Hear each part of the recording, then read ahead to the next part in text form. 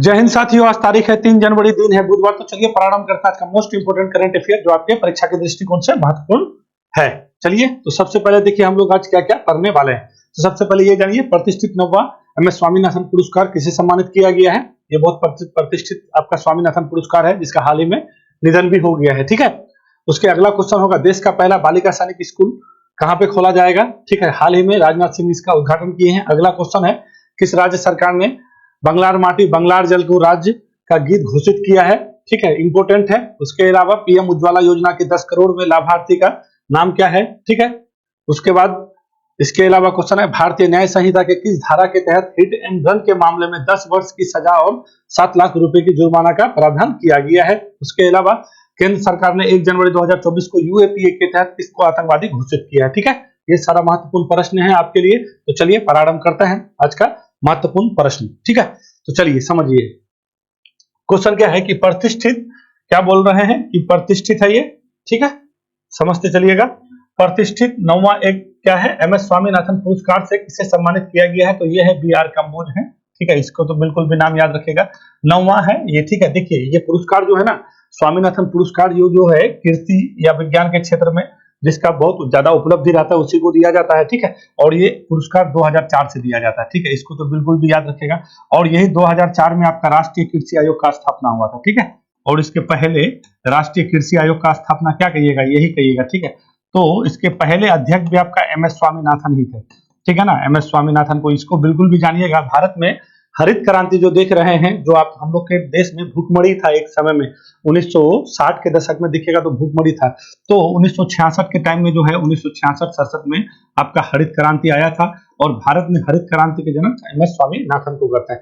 तो हाल ही में तमिलनाडु में 98 वर्ष की आयु में इसका निधन भी हो गया। ठीक है, तो इसको भी याद रखेगा। ये हुआ था कब, 28 सितंबर, याद रखिएगा ये डेट तो बिल्कुल भी याद रखेगा। 28 सितंबर 2023 को MS स्वामीनाथन का निधन हो गया है 98 वर्ष की आयु में। ठीक है, तो इसको बहुत सारा अवार्ड भी मिला है। जैसे आपको हम थोड़ा पूछ देते हैं, अगर पूछ देगा कि इनमें से कौन सा अवार्ड नहीं मिला है, तो पद्मश्री मिला है, पद्म भूषण मिला है, पद्म विभूषण मिला है, रेमन मैग्सेसे पुरस्कार मिला है। ठीक है, ये सारा। उसके बाद जो है आपको कृषि के क्षेत्र में एक पुरस्कार मिलता है। तो ये सारा पुरस्कार MS स्वामीनाथन को मिला है। तो इसी के याद के लिए 2004 से आपका ये पुरस्कार दिया जाता है MS स्वामीनाथन पुरस्कार। ठीक है, तो सबसे पहली बार जो दिया गया था 2000 कब में दिया गया था ये आपका, अब 2004-05। देखिए ये द्विवार्षिक पुरस्कार है, ये बात याद रखिएगा। संस्करण तो याद ही रखिएगा, 9वां संस्करण है और ये द्विवार्षिक पुरस्कार है। द्विवार्षिक मतलब कहने का मतलब है 2 वर्ष में। 4-5 के लिए सबसे पहली बार दिया गया था आपको नॉर्मन E बोरलॉग को दिया गया था। ये कौन था, तो अब जैसे भारत में हरित क्रांति के जनक बोले ना MS स्वामीनाथन, तो पूरे विश्व में हरित क्रांति के जनक डॉक्टर नॉर्मन E बोरलॉग को बोलते हैं। ठीक है, क्या बोलते हैं, E बोरलॉग थे। और ये जानते हैं ये कौन थे, ये एक्चुअली में रहने वाले थे मैक्सिको के, बाद में जाके अमेरिका का नागरिकता ले लिया तो ये अमेरिकन हो गए। तो याद रखिएगा अगर कोई पूछे नॉर्मन E बोरलॉग कहाँ के निवासी थे, क्योंकि इसको नोबेल प्राइज भी मिला है। और ये नोबेल प्राइज देखिए ये थोड़ा विवाद में था उस समय में। नोबेल प्राइज जो है ना कृषि के क्षेत्र में नहीं दिया जाता है, 6 क्षेत्र में दिया जाता है और ये कृषि का उपलब्धि था। तो इसको पीस के लिए नोबेल शांति पुरस्कार मिला था। किसको, तो नॉर्मन E बोरलॉग को, बिल्कुल भी याद रखिएगा। ठीक है, तो इसी को पहले ये अवार्ड दिया गया था। फिर ये आपका ये 9वां संस्करण है और ये इस बार कहाँ पे दिया जा रहा था, तो आपका मुंबई, ये है ना मध्य प्रदेश। मध्य प्रदेश जो है, मध्य प्रदेश में जो है आपका वहां पे वन वर्ल्ड वन हेल्थ पर एक सेमिनार हो रहा था।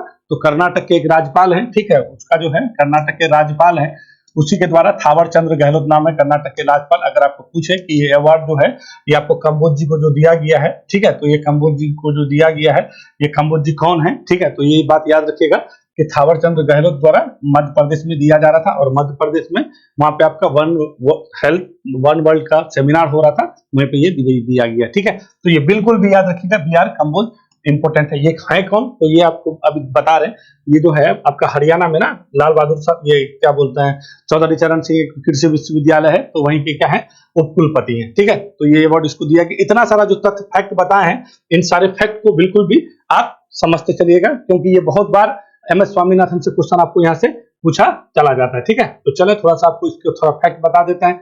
कौन है, तो कर्नाटक के राज्यपाल है कौन, थावर चंद्र गहलोत। ठीक है ना, उसी के द्वारा मध्य प्रदेश में ये पुरस्कार दिया गया। तो मध्य प्रदेश में क्या बोले थे आपको, वहां पे सेमिनार हो रहा था, उसी सेमिनार में वन वर्ल्ड वन हेल्थ के सेमिनार में आपको ये दिया गया है। ये पुरस्कार राशि 2 लाख रुपया और एक स्वर्ण पदक प्रदान किया जाता है। ठीक है, MS स्वामीनाथन पुरस्कार 2004 से दिया जाता है, 2004-05 के लिए आपको बता ही दिए हैं। ठीक है, चौधरी चरण सिंह हरियाणा के कृषि विश्वविद्यालय के उप कुलपति बी आर कंबोज को वैज्ञानिक और कृषि शास्त्र के क्षेत्र में विशेष के रूप में यह पुरस्कार दिया गया है। ठीक है, तो कहाँ के थे तो वो भी बता दिए हैं। तो क्या कहिएगा, चौधरी चरण सिंह हरियाणा कृषि विश्वविद्यालय के उप कुलपति रहे हैं, इसी को ये पुरस्कार आपका दिया गया है। ठीक है, तो क्या क्या आपका यहाँ पे की पॉइंट निकल के आया, 2-3 चीज तो बिल्कुल भी याद रखेगा। ठीक है, इसका एम एस स्वामीनाथन का जो अभी निधन हो गया 98 वर्ष के आयु में। ठीक है, भारत में हरित क्रांति का जनक कहते हैं। देखिए, हरित क्रांति शब्द को अगर कोई कहेगा कि हरित क्रांति, ये जो ग्रीन रेवोल्यूशन है, इस शब्द को दिया था किसने, तो उसको बोलिएगा विलियम गॉड ने। ठीक है, ये दोनों बात आपका अलग अलग है। विलियम गॉड के द्वारा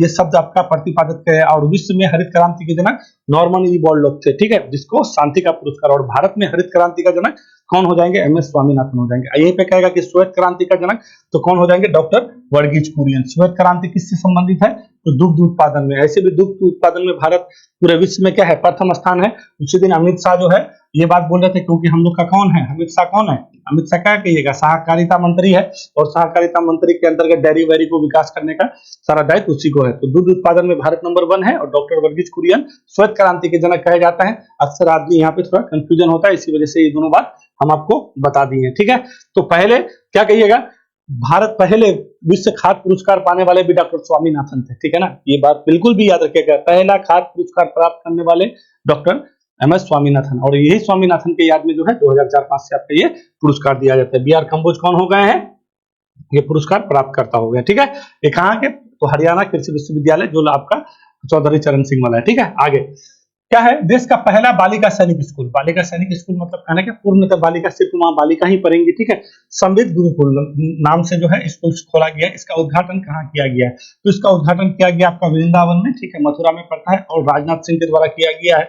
ठीक है ना, ये कल का आपका न्यूज है। ठीक है, तो वृंदावन में किया गया है, मथुरा में। ये पूर्णतः, ये क्या है, पूर्णतः क्या हो जाएगा, ये आपका पूर्णतः बालिका के लिए है। देखिए, बालिका के लिए ना आपका एक तरह से नहीं बोलते हैं, ट्रायल के रूप में आपका यहाँ पे मिजोरम में ये शुरू किया गया था। ठीक है, मिजोरम में सबसे पहले ट्रायल के रूप में कहिएगा। ठीक है, उसको क्या बोलते हैं, ट्रायल के रूप में, कि नहीं पहले आप ऐसे करके देखते हैं। तो पूर्णतः आपको कहेगा अगर कि सैनिक स्कूल लड़कियों का कहाँ खोला गया है, तो वृंदावन हो जाएगा और मथुरा हो जाएगा। ठीक है, कौन वहां पे उद्घाटन किए थे, तो क्या कहिएगा, ये आपका राजनाथ सिंह। कितना करना है, देखिए 100 करना है। 100 में से आपका अभी ये आपका प्रोजेक्ट है, सरकार का ये प्रोजेक्ट है कि सैनिक स्कूल में लड़कियों के लिए सैनिक स्कूल होना चाहिए, जो आपका रक्षा विभाग में भी जाए, जो भी आपका रक्षा है वहां पे भी जाए, लड़कियों के लिए होना जरूरी है। तो ये संविद गुरुकुलम है। साथ में योगी आदित्यनाथ भी जी थे, हम लोग के कौन है, ये रक्षा मंत्री है। क्या कहिएगा, रक्षा मंत्री है कौन, राजनाथ सिंह। ठीक है, बात समझ गए मेरे हिसाब से। तो चले अगला क्वेश्चन लेते हैं। अगला क्वेश्चन क्या है, किस राज्य सरकार ने बंगलार माटी बंगलार जल को राजगीत घोषित किया है। ठीक है, तो इसको तो बिल्कुल भी जान जाइएगा, ये बहुत इंपॉर्टेंट है। ठीक है, बंगलार माटी बंगलार क्या बोलते हैं, जल, तो बंगला से समझ ही लीजिएगा। तो त्रिपुरा में भी बंगला बोला जाता है, अक्सर थोड़ा सा कंफ्यूजन हो जाए आदमी को। तो बंगला से मतलब बंगाल की बात हो है, तो पश्चिम बंगाल का जो है, जो सरकार है, वहां का सरकार कौन है, ये हम लोग की है ममता बनर्जी जी। ठीक है, इसका टीएमसी पार्टी है, इसी का वहां पे सरकार चलता है। कहाँ पे, पश्चिम बंगाल में अभी इसी का सरकार चल रहा है।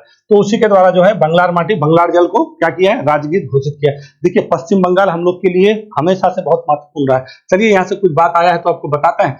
देखिए, पश्चिम बंगाल क्या है ना, देखिए जब स्वतंत्रता आंदोलन में भी सबसे पहले देखिएगा हम लोग का राष्ट्रीय गीत हो या फिर क्या बोलते हैं वंदे मातरम हो, सबसे पहले बंगाल में ही किया गया था। तो सबसे पहले वंदे मातरम सबसे पहली बार किस कांग्रेस के अधिवेशन में गाया गया था, तो 1896 के कांग्रेस अधिवेशन में। ठीक है, रहमतुल्लाह सियानी उसके अध्यक्ष थे। ठीक है, और कहाँ पे हुआ था, ये कलकत्ता में हुआ था। ठीक है, कोलकाता में हुआ था कि नहीं हुआ था ये बात। और पहली बार जो है हम लोग जनगण मन जो भी गाए थे, कब गाए थे, 1911 में। ये भी आपका कलकत्ता अधिवेशन ही हुआ था। ठीक है, और यहाँ का अध्यक्षता कौन था, बिशन नारायण धर था। ठीक है, तो ये बिल्कुल भी याद रखिएगा, बिशन नारायण धर बहुत बार पूछ लेता है कहाँ पे हुआ था, तो ये दोनों कलकत्ता ही था। और हाल फिलहाल में अभी कलकत्ता में आपका 2-3 चीज हुआ है। आपका ये विश्व भारती है ना, तो विश्व भारती को जो है आपका कितना हुआ, 41वां यूनेस्को के क्या आपका ये आपका ये यूनेस्को के धरोहर साइट में दिया है ना, 41वां स्थान मिला है। ठीक है, तो यूनेस्को के मिला है, UNESCO यूनेस्को का जो है धरोहर स्थल में 41वां साइट भारत का शामिल किया गया था। उसके बाद आपका अमूर्त सन्नी, एक होता है मूर्त सन्नी टेंजिबल, एक होता है इंटेंजिबल। तो इंटेंजिबल में दुर्गा पूजा को भी दिया गया था। दुर्गा पूजा जो 14वां स्थान था, और 15वां किसको मिला है, तो गरबा को मिला है। गरबा कहाँ वाला, क्या कहिएगा, ये वाला आपका गुजरात वाला गरबा जो होता है, दांडिया गरबा, ठीक है। तो ये आपका याद रखिएगा। तो ये इंटेंजेबल है और ये आपका धरोहर स्थल में 41वां दिया गया था। रविन्द्रनाथ टैगोर से संबंधित इसका गीतांजलि के बारे में जानते हैं, सबसे पहले कौन थे? सबसे पहले आपका एशिया में सबसे पहले नोबेल पुरस्कार पाने वाले थे, ठीक है, गीतांजलि के लिए दिया गया था, है कि नहीं है? तो ये सारा चीज, भारत का भी सबसे पहले नोबेल प्राइज आपका जो है साहित्य के क्षेत्र में इसी के द्वारा, तो इसी बंगाल हमेशा से इस सब मामले में, गीत वीत के मामले में हमेशा सुपरहिट रहा है। तो इस सब चीज को बिल्कुल भी जानिएगा। सबसे पहले बंगाल विभाजन हुआ था, तो यही से आपका बंगाल का बहुत सारा चीज आपका निकल के आया। बंगाल विभाजन कब हुआ था? 1905 में हुआ था। और किसके काल में हुआ था? लॉर्ड कर्जन के सामने में, ठीक है। तो ये सब चीज याद रखिएगा। तो हमेशा से स्वदेशी हो, बंगाली हो, इन सब चीजों को लेकर के हमेशा बंगाल अग्रणी रहा है, हम लोग के लिए महत्वपूर्ण है। अब देखिए ये किस पार्टी, टीएमसी, देखिए हाल फिलहाल में ना, पहले टीएमसी राष्ट्रीय पार्टी का दर्जा था, टीएमसी को राष्ट्रीय पार्टी के दर्जा से निकाल दिया गया है, ठीक है, ये बात याद रखिएगा। टीएमसी को और एनसीपी को, ठीक है, जो शरद पवार का पार्टी है। तो अभी राष्ट्रीय पार्टी कौन कौन है आपका? तो क्या कहिएगा? कांग्रेस है, बीजेपी है, उसके बाद आपका नेशनल पीपुल्स पार्टी है, यानी मिजोरम यहाँ पर, ठीक है, नॉर्थ ईस्ट का पहला पार्टी है। उसके अलावा आप पार्टी है, उसके बाद सीपीआई है, ठीक है, एक आपका सीपीआई है, एक होता सीपीआईएम। तो सीपीआई को भी निकाल दिया है और सीपीआईएम है, ठीक है ना। तो ये बात बिल्कुल भी याद रखिएगा, ये राष्ट्रीय पार्टी है आपका। उसके बाद ये आपका भाजपा वाला है, ठीक है, बहुजन समाजवादी पार्टी है। तो ये सब राष्ट्रीय पार्टी, इसका राष्ट्रीय पार्टी का दर्जा समाप्त कर दिया गया है। ये सारा महत्वपूर्ण है। अब देखिए पश्चिम बंगाल के राज्यपाल कौन है? पश्चिम बंगाल के राज्यपाल है सीवी आनंद बोस है, ठीक है, इसका भी नाम याद रखिएगा। और दूसरी बात है, यहाँ पे लोकसभा सीट कितना, विधानसभा सीट कितना है भाई? तो क्या कहिएगा?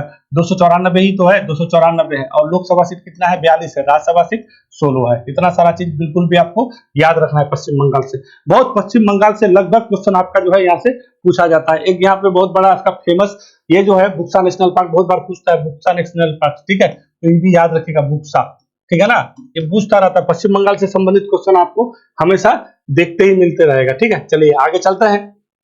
अगला क्वेश्चन क्या है? पीएम उज्ज्वला योजना के 10 करोड़ में लाभार्थी का नाम क्या है? देखिए अभी 10 करोड़ में लाभार्थी खाइएगा कि पीएम उज्ज्वला योजना, देखिए पीएम उज्ज्वला योजना आपका आया था 2016 में। आपका 1 मई क्या हुआ था? 1 मई को जो है 1 मई 2016 को बलिया से आपका पीएम उज्ज्वला योजना शुरू किया गया था। किस नारा के साथ? स्वच्छ ईंधन बेहतर जीवन, ठीक है। तो ये नारा याद रखिएगा, क्योंकि प्रधानमंत्री मोदी जी आपका जो है 10 करोड़वां जो लाभार्थी था, ठीक है, उसको जो मिला है वो कौन था? तो मीरा मांझी था, ठीक है। और मीरा मांझी के घर गई हुई थी।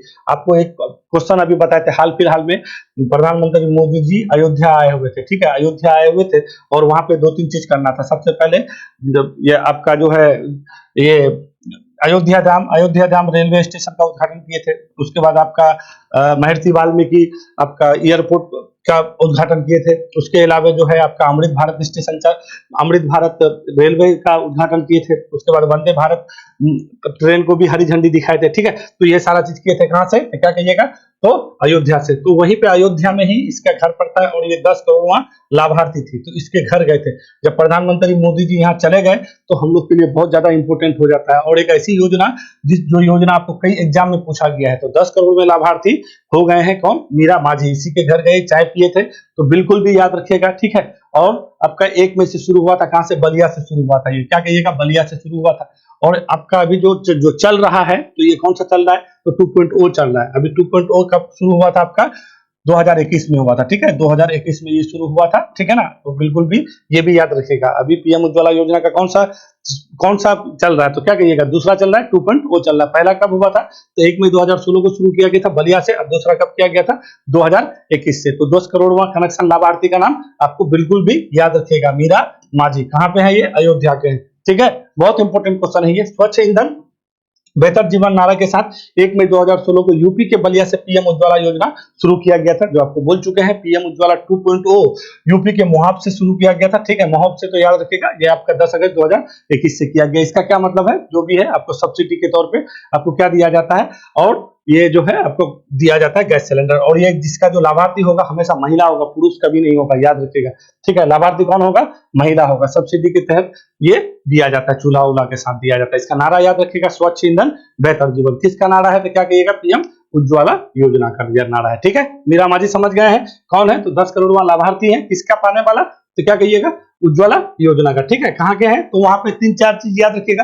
अमृत भारत ट्रेन आपका शुरू किया गया है, ठीक है। आपका पहले जो है अयोध्या धाम कर दिया गया है, अयोध्या जंक्शन का, ठीक है, ये भी याद रखिएगा। उसके बाद अभी महर्षि वाल्मीकि, पहले वहां पे दूसरा नाम था ये आपका एयरपोर्ट का, उसका भी नाम चेंज कर दिया गया। 3-4 चीज किए हैं। और 22 जनवरी को यहाँ पे जो है भगवान श्री राम का जो है वहां पे क्या होगा, प्राण प्रतिष्ठा होगा। तो अब जब होगा तो भव्य आयोजन होगा, तो उस टाइम हम बतावे करेंगे। चलिए आगे चलते हैं। अगला क्वेश्चन क्या है, भारतीय न्याय संहिता के किस धारा के तहत हिट एंड रन केस में 10 वर्ष तक की सजा और 7 लाख रुपए तक के जुर्माना का प्रावधान किया गया है। तो देखिए यहाँ पे ये बात तो बिल्कुल भी जान लीजिएगा, ये मामला आपका बहुत ज्यादा, अगर पेपर ऊपर पढ़ते हैं, न्यूज देखते हैं, तो बिल्कुल भी, अगर सोशल मीडिया में भी जुड़े हो तो देखिए होइएगा, 1 तारीख से लेकर के ये आपका प्रोटेस्ट शुरू हुआ है। जितने भी ट्रक ड्राइवर हैं, बस ड्राइवर है, जो भी ड्राइवर हैं, अगर आप और हम भी अगर गाड़ी चलाते हैं तो हम लोग भी उसी श्रेणी में आता है। हिट एंड रन अभी आज से कुछ दिन पहले आपको हम बताए थे कि ये आपका संसद से, यानी 20 दिसंबर और 21 दिसंबर, ठीक है, आपका जो बिल था, 3 बिल को पास कर दिया गया है। जो आईपीसी, जो हम लोग पहले भारतीय दंड संहिता जानते हैं, तो उसको भारतीय न्याय संहिता कर दिया गया है, जिसको हम लोग क्या कहते हैं, बीएनएस, ठीक है। और ये सब जितना भी सारा चीज कानून वानून आता है, तो ये इसी सब में आता है। तो हुआ क्या है ना, ये जो विधेयक पास हुआ है 20 दिसंबर को लोकसभा से और 21 दिसंबर को राज्यसभा से, उसके बाद फिर राष्ट्रपति के द्वारा जिस दिन हस्ताक्षर कर दिया गया था, हम आपको बीएनएस के बारे में बताए थे। तो आईपीसी का सारा चीज थोड़ा सा उल्टा पुल्टा हुआ है, उसमें क्या, जो भी सजा हो या फिर कोई भी किसी तरह का प्रावधान हो, सब थोड़ा सा चेंज कर दिया गया है। तो जितना भी जो भी आपको सजा वजा मिलेगा, सारा भारतीय दंड संहिता के जगह में आपको हो जाएगा भारतीय न्याय संहिता, ठीक है। और उसी में क्या प्रावधान किया गया है, इस बिल में क्या प्रावधान किया गया है कि अगर कोई भी व्यक्ति अगर रोड में एक्सीडेंट कोई भी ड्राइवर कर देता है और वो मारने के बाद क्या करता है, भाग जाता है, मतलब रुकता नहीं है, तो हिट और रन मतलब मारो और भाग जाओ, ठीक है। ड्राइवर के साथ बहुत लफड़ा है, अभी बताते हैं। मारने के बाद अगर भाग जाता है तो उसको क्या होना चाहिए भैया, 10 वर्ष का सजा होना चाहिए, 10 वर्ष का सजा होना चाहिए और 7 लाख रुपया जुर्माना। अब कहने का मतलब ये हुआ कि कोई भी ड्राइवर को इतना सारा चीज होने के बाद, तो ये लोग जैसे ये पारित हो गया और ये लागू कब से होने की बात हो रहा है, 1 अप्रैल से इसको लागू करने की भी बात कर रहे हैं हम लोग का। जो बीएनएस है कब से लागू होगा, 1 अप्रैल से। तो ड्राइवर का जो भी संघ है, जो आपका अखिल भारतीय मोटर कांग्रेस ये होता है, तो उसी के मंच से आपका प्रोटेस्ट शुरू हुआ कि हम लोग ड्राइवर लोग इतना सारा चीज कैसे कर सकते हैं, संभव ही नहीं है।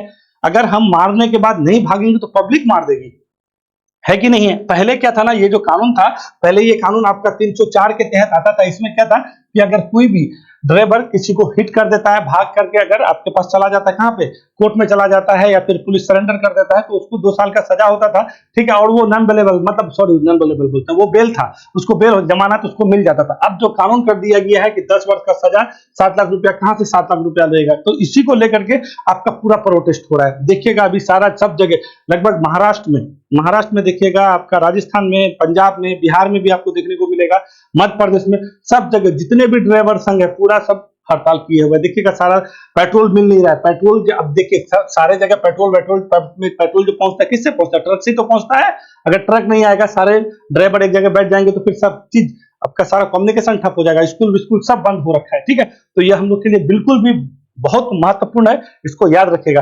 तो ये बीएनएस, ये आईपीसी का नाम अब क्या हो गया है, मतलब भारतीय दंड संहिता का नाम भारतीय न्याय संहिता हो गया है। ये आपका विधेयक पारित हुआ था 20 दिसंबर को लोकसभा से। हम ये सारा चीज आपको 21 मतलब 22 तारीख वाला वीडियो देखिएगा, आपको सारा चीज मिल जाएगा। हम यहाँ पे आपको तीनों बोले थे, सीट मतलब कौन सा था, ये आपका भारतीय दंड संहिता, ठीक है, यानी कौन सा था भाई, सीआरपीसी था, ठीक है, उसके बाद आईपीसी था, ठीक है ना, उसके बाद ये आपका क्या बोलते हैं, साक्ष्य अधिनियम था। ये तीनों के बारे में हम बढ़िया से बताए थे कि इसमें कौन सा क्या प्रावधान है, तो ये बिल्कुल भी आप जान लीजिएगा। अभी हिट एंड रन के केस में क्या कर दिया है, 10 वर्ष का सजा कर दिया है और 7 लाख रुपए जुर्माना कर दिया। पहले क्या था, 2 वर्ष का सजा था, ठीक है, और ये पहले बेल हो जाता था। अगर भाग करके आप चले गए, सरेंडर कर दिए, तो आप अब क्या है ना कि आप नहीं कर सकते हैं, ठीक है ना। अब बहुत कठोर कानून कर दिया है, तो यही कानून को लेकर बहुत हल्ला गुल्ला चल रहा है। तो क्वेश्चन हमारा ये है कि बीएनएस भारतीय न्याय संहिता में किस धारा के तहत ये सजा का प्रावधान किया गया है, तो ये धारा कौन सा हो जाएगा, 106 के 2 के तहत ये आपका जो है प्रावधान किया गया है। तो बिल्कुल भी याद रखिएगा। देखिए बहुत सारा धारा आपका आईपीसी से, भारतीय दंड संहिता से, जो भारतीय न्याय संहिता बना है, बहुत सारा चीज चेंज हुआ है। पहले ना आपका जो रेप का केस जो धारा होता था वो 375 और 76 होता था, 375 और 76 होता था। अब कितना कर दिया है, 63 और 69 कर दिया है। इसको भी याद रखिएगा। पहले हत्या जो है 302 में होता था, कितना 302 में। अभी जो है भारतीय न्याय संहिता में अगर देखिएगा तो आपको 101 में मिलेगा, ठीक है। तो जो बोल रहे थे सब तो बिल्कुल भी याद रखिएगा। पहले जो है ना नाबालिग से अगर दुष्कर्म करते तो अभी क्या है, मौत का सजा कर दिया गया है, ठीक है। पहले मॉब लिंचिंग वाली बात नहीं था, मॉब लिंचिंग वाली बात है। अगर आप 18 वर्ष से कम की महिला से अगर कुछ आप गलत करते हैं, ठीक है, तो आपको 20 वर्ष का जेल का सजा, मतलब बहुत ज्यादा कठोर कानून कर दिया गया है। तो भारतीय न्याय संहिता को बिल्कुल भी याद रखिएगा। ये भारतीय न्याय संहिता किसका स्थान लिया है, क्या कहिएगा, आप आईपीसी का, ठीक है। तो ये आईपीसी देखिए, इंडियन पैनल कोड जो है, भारतीय दंड संहिता जब आया था, इसका थोड़ा सा इतिहास बताएं, फिर थोड़ा आपको समय लगेगा। देखिए ये आईपीसी जो है ना आपका कब आया, देखिए 1833 में ना एक चार्टर एक्ट आया था, ठीक है। उस चार्टर एक्ट में कहा गया कि एक विधि आयोग का गठन होगा, और इस विधि आयोग के अध्यक्ष थे कौन, लॉर्ड मैकाले। बिल्कुल भी याद रखिएगा, मैकाले की अध्यक्षता में पहला विधि आयोग का स्थापना 1934 में हुआ था, और उसी के द्वारा 1937 में यह आयोग काम करना प्रारंभ किया। अपना सिफारिश, अपना जो है जो वो किताब बनाया पूरे भारत में कि किस प्रक्रिया से जो है कौन सा, किसके लिए कौन सा सजा होगा, तो वही बना आपका आईपीसी। और फाइनली ये आपका 1860 में बनकर तैयार हो गया, मतलब पारित हो गया वहां से, और 1862 से ये आपका लागू हुआ था। यही है आईपीसी। तो यही आईपीसी का नाम अभी आपका चेंज करके क्या हो गया, बीएनएस हो गया, भारतीय न्याय संहिता हो गया है, ठीक है। पहले क्या था, भारतीय दंड संहिता था, और अब क्या हो गया, बीएनएस। तो ये सारा कानून जो है किसमें आता है, तो इसी में ट्रक ड्राइवर का मामला किसमें है, भारतीय न्याय संहिता में। और वो कौन धारा में हो गया है, 106 में। पहले कितना में था, 304 में था। तो ये हम लोग के लिए इंपोर्टेंट है, इसी वजह से हम आपको बताए हैं। याद रखिएगा तीनों। अब क्या हो गया, सीआरपीसी का नाम चेंज करके अभी क्या कर, सीआरपीसी का नाम अभी चेंज करके क्या कहिएगा, तो भारतीय नागरिक सुरक्षा संहिता हो गया, ठीक है। पहले क्या था, सीआरपीसी था, और एक आपका क्या, साक्ष्य अधिनियम था। तो ये तीनों हम एक वीडियो में पूरा सारा चीज आपको बताए थे, उसको देख लीजिएगा। लोकसभा में 20 दिसंबर को पारित हुआ था, ये 21 दिसंबर को राज्यसभा से पारित हुआ था। और ये क्या कहिएगा, ये भारतीय जो है आपका न्याय संहिता द्वितीय विधेयक था, ठीक है। पहला वाला आपका आया था शीतकालीन, मतलब मानसून सत्र में। तो मानसून सत्र में कुछ गड़बड़ी हो गया था, तो फिर उसको वापस कर दिया गया था। फिर आपका अभी शीतकालीन जो सत्र हुआ, 17वीं लोकसभा का अंतिम सत्र था, तो इसी में आपका पारित हुआ। तो 3-4 चीज आपको बताया है, याद रखेगा। अभी जो है भारतीय न्याय संहिता में कौन सा धारा के तहत आपको जो है रेप का मामला आएगा, ठीक है, कौन सा धारा, तो पहले 375-76 में था। अब जो है भारतीय न्याय संहिता में 63-69 याद रखिएगा। पहले मृत्यु दंड किसमें था, तो क्या कहिएगा, मतलब हत्या का मामला किसमें था, 302 में। अभी भारतीय न्याय संहिता में कितना कर दिया, 101 में कर दिया। तो आईपीसी का नाम बीएनएस हो गया, ठीक है। बीएनएस मतलब भारतीय न्याय संहिता, पहले भारतीय दंड संहिता था। ये लागू कब से होने वाला है, तो 1 अप्रैल से लागू होने वाला है। इसी को लेकर के आपका पूरा चक्का जाम है, पूरा कहानी गड़बड़ है, ठीक है। तो ये हम लोग के लिए बिल्कुल भी इंपॉर्टेंट है। आपको हम पहले भी बोल चुके हैं, जो बहुत ज्यादा इंपॉर्टेंट होता है मैं वही सारा चीज बताता हूं। तो याद रखिएगा, हिट एंड रन के केस में क्या होता है, 10 वर्ष तक का से आपका सजा है, और 7 लाख का क्या देना पड़ेगा, जुर्माना देना पड़ेगा। हिट एंड रन तो समझ गए। देखिए ड्राइवर के साथ क्या समस्या है। ड्राइवर देखिए, अगर कोई ड्राइवर मार दिया, किसी को मार दिया, अभी ये विधेयक में बोला भी गया कि अगर कोई ड्राइवर किसी को हिट कर दिया और उसको उठा के अगर अस्पताल लेके जाता है तो उसको सजा कम कर दिया जाएगा। मगर दिक्कत क्या है ना कि ड्राइवर अगर किसी को मार करके उठाने जाएगा तो पब्लिक उसको मार देगी। दिमाग में हम लोग के दिमाग में एक बात घुसा हुआ है, क्या बात घुसा हुआ है, कि जब भी गलती होगा बड़े से गलती होता है। बड़े मतलब एगो कार है, एगो ट्रक है, तो बड़ा कौन हुआ, ट्रक हुआ, तो ट्रक वाले का गलती हुआ। नहीं दिखेगा कि कौन, आपको मोटरसाइकिल वाला दिखेगा, लहरिया कट मारता है, लहरिया कट लगा करके आग लाके खड़ा कर दिया ट्रक वाले के बीच, क्या करेगा, वो स्पीड में है, एनएच में चल रहा है, तो मारा ये जाएगा। अभी आपका रिपोर्ट जो आया है बता देते हैं, प्रत्येक वर्ष अभी आपका लेटेस्ट वाला बताते हैं। 2022 के रिपोर्ट में कहा गया है ना, लगभग 48,000 जो है लोग प्रत्येक वर्ष जो है आपका रोड एक्सीडेंट से मरता है, और लगभग ये जो है आपका 48,000 के करीब आपका घायल होता है, और 50,000 के करीब आपका 2022 वाला रिपोर्ट में मृत्यु की बात, यानी प्रत्येक साल 1 लाख व्यक्ति, मतलब हिट एंड रन के केस में, मतलब प्रत्येक वर्ष क्या होता है, मृत्यु होता है। यानी 50,000 का मृत्यु होता है, और 48,000 के करीब रिपोर्ट में बता गया है कि घायल था, ठीक है। तो इतना सारा केस है, तो ये सारा केस, अब बहुत सारा केस तो ऐसा है गांव घर में कि उसका केस भी नहीं होता, जो केस दर्ज है उसका ये रिपोर्ट है, ठीक है। तो कहने का मतलब है बहुत गंभीर मामला है, और ये मामला को लेकर के जो अखिल भारतीय मोटर आपका कांग्रेस है, उसके साथ कल आपका गृह मंत्री के साथ, ठीक है, दिल्ली में जो हम लोग का गृह मंत्रालय के गृह सचिव है अजय भल्ला जी, उसके साथ जो है अखिल भारतीय मोटर संघ का बात भी हो रहा था, बुलाया है। देखिए मैटर हमको लगता है दब जाना चाहिए, अगर दब जाता है तो सबसे बढ़िया है कि कोई भी लोग का जो मांग है कुछ सुधार करना चाहिए, ठीक है। जो अब जो सही होगा तो ये सारा चीज होगा। देखिए जब कानून बनाया गया था ना, तो उस कानून के समय में ना जो अखिल भारतीय मोटर कांग्रेस है उसके साथ बात ही नहीं किया गया था, बात करना चाहिए, ठीक है। क्योंकि देखिए जिस टाइम सत्र चल रहा था जितने भी विपक्ष के नेता थे सारे को क्या कर दिया गया, निलंबित कर दिया गया था, इसमें तो बहस हुआ ही नहीं, ठीक है। ये तीन जो है आपका भारतीय न्याय संहिता द्वितीय विधेयक, उसके बाद भारतीय नागरिक सुरक्षा संहिता द्वितीय विधेयक और भारतीय साक्ष्य संहिता द्वितीय विधेयक, ये तीनों विधेयक में चर्चा ही नहीं हुआ। ये क्या हुआ, 20 दिसंबर को लोकसभा से, 21 दिसंबर को राज्यसभा से, फिर जाके आपका 24-25 तारीख को राष्ट्रपति का सिग्नेचर हो गया, तो ये कानून हो गया और ये अप्रैल से लागू होने वाला है। इसी को लेकर सारे ड्राइवर जो है क्या है, पूरा टाइट है कि हम लोग काम नहीं करेंगे, चक्का जाम कर देंगे, तोड़फोड़ कर रहा है, तो ये सारा चीजें तो समझ गए होइएगा, ठीक है। और इसको डिटेल से जानिएगा इसका सारा चीज, तो मेरा वीडियो दिया हुआ है, देख लीजिएगा, जब जो घटना होता है उसके मॉर्निंग में मेरा सारा चीज वीडियो में हम बता देते हैं। केंद्र सरकार ने 1 जनवरी 2024 को यूएपीए के तहत किस आतंकवादी घोषित किया है, क्या बोलता है कि तहत जो है किसे आतंकवादी घोषित किया है यूएपीए के तहत, तो हाल फिलहाल में बहुत ज्यादा आतंकवादी घोषित किया जा रहा है, ठीक है। तो यूएपीए का धारा 135 होता है, ठीक है, तो बिल्कुल भी याद रखिएगा क्योंकि बहुत ज्यादा हाईलाइट कोई चीज होता है तो उसकी चीजों को हम लोग को जानना चाहिए। तो 1 जनवरी को यानी जिस दिन नया साल हम लोग मना रहे थे उसी दिन यूएपीए के तहत जो है ना एक व्यक्ति है उसको आपको क्या कर दिया गया है, आतंकवादी घोषित किया। वो है कौन भैया, तो वो है आपका गोल्डी बराड़ उर्फ सतविंदर सिंह, ठीक है, याद रखिएगा। ये एक वो घटना आप लोग को याद होगा, ठीक है, कौन आपका जो है मूसेवाला हत्याकांड था, सिद्धू मूसेवाला का बात सुने होइएगा, ठीक है, एकदम पूरा गोली से उसका गाड़ी के साथ उसको चकनाचूर कर दिया गया, तो उसी के मुख्य आरोपी है गोल्डी बराड़ और ये कनाडा में रहते हैं। और जानते हैं ना जितने भी लोग राष्ट्र विरोधी या भारत विरोधी बात करता है सारे लोग को जस्टिन ट्रूडो क्या दे रहे हैं, पनाह दे रहे हैं, और वहां पे उसका जो खालिस्तान का मांग है, खालिस्तान के मांग करने वाले को सपोर्ट भी करते हैं, ठीक है। उसी को लेकर के पन्नू का केस कितना हाईलाइट हुआ था, है ना।